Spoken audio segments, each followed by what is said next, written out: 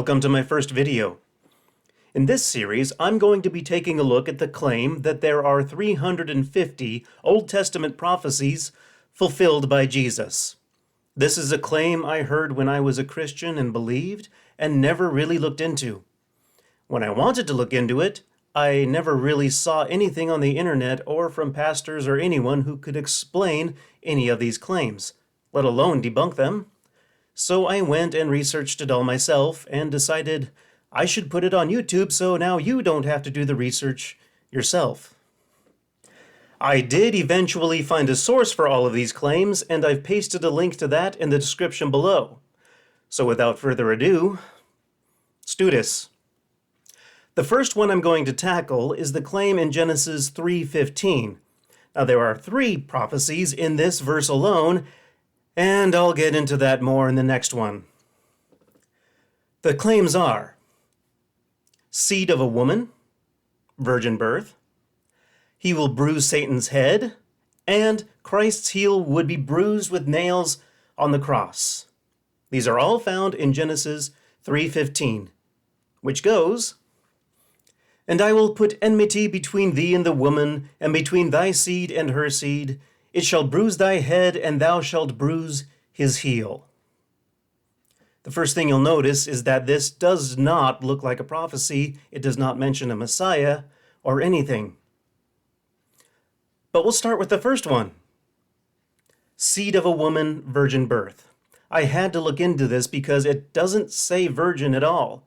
It just said, "I will put enmity between thee and the woman, between thy seed and her seed." The reason they think it's a virgin is because of the word seed. Women don't have seed, so therefore it must have been a virgin birth. If it was hers, there was no man involved. The word seed used here is the ancient Hebrew word zerah. I hope I'm saying that right. I'm probably not. But the word means seed. It also means child. It is also used to refer to the children of women elsewhere in the Old Testament. And for reference, it also does mean semen and sexy time.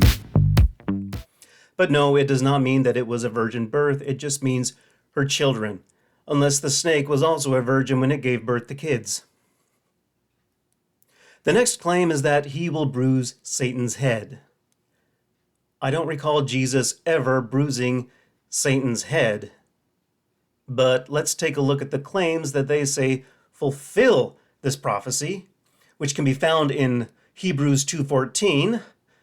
"For as much then as the children are partakers of flesh and blood, he also himself likewise took part of the same, that through death he might destroy him that had the power of death, that is, the devil." I don't see any head bruising in that verse. It does say destroy the devil, and that his death would destroy the devil, but that's not the bruising of a head. Not even close. And the second one is in 1 John 3:8. "He that committeth the sin is of the devil, for the devil sinneth from the beginning. For this purpose the Son of God was manifested, that he might destroy the works of the devil." Again, no head bruising, just destruction. And the thing is the devil destroyed? Did I miss something? As far as I know, the devil's still around.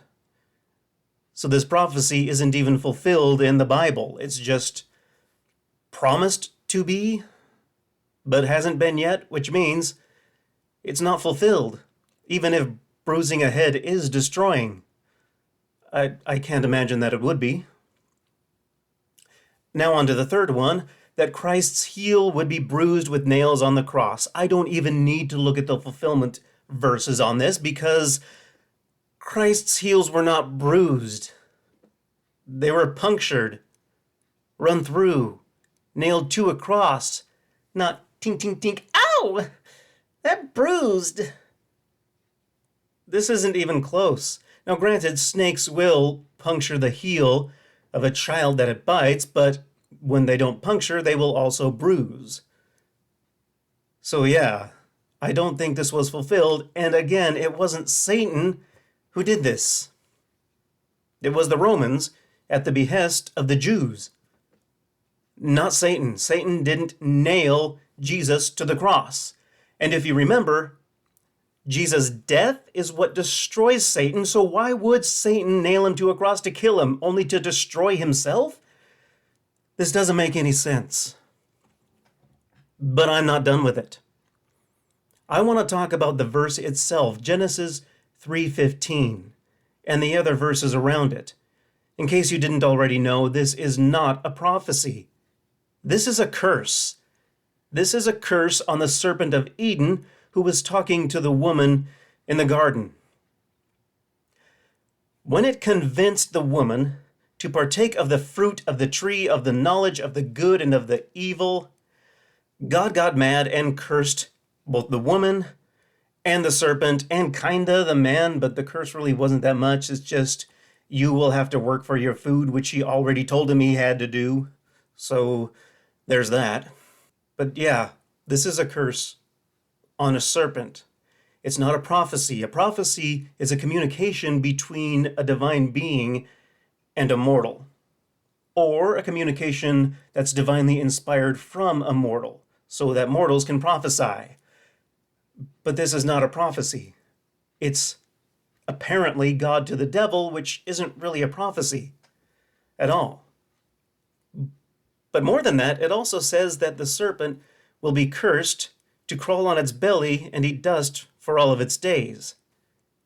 We already know that that's not true because Satan doesn't crawl around on his belly. 1 Peter 5:8 says that he will roam the earth as a lion, crawling on its belly, eating dust. I don't think so. But let's take this even further. Why do we think that the serpent in the Garden of Eden is even the devil? Well, because the Bible says in Revelations that the devil is a serpent and a dragon. That's all it says. That's the only reason we think that the serpent of Eden is the devil, is because of those two verses in Revelation that say pretty much the same thing. The devil, that serpent, that dragon.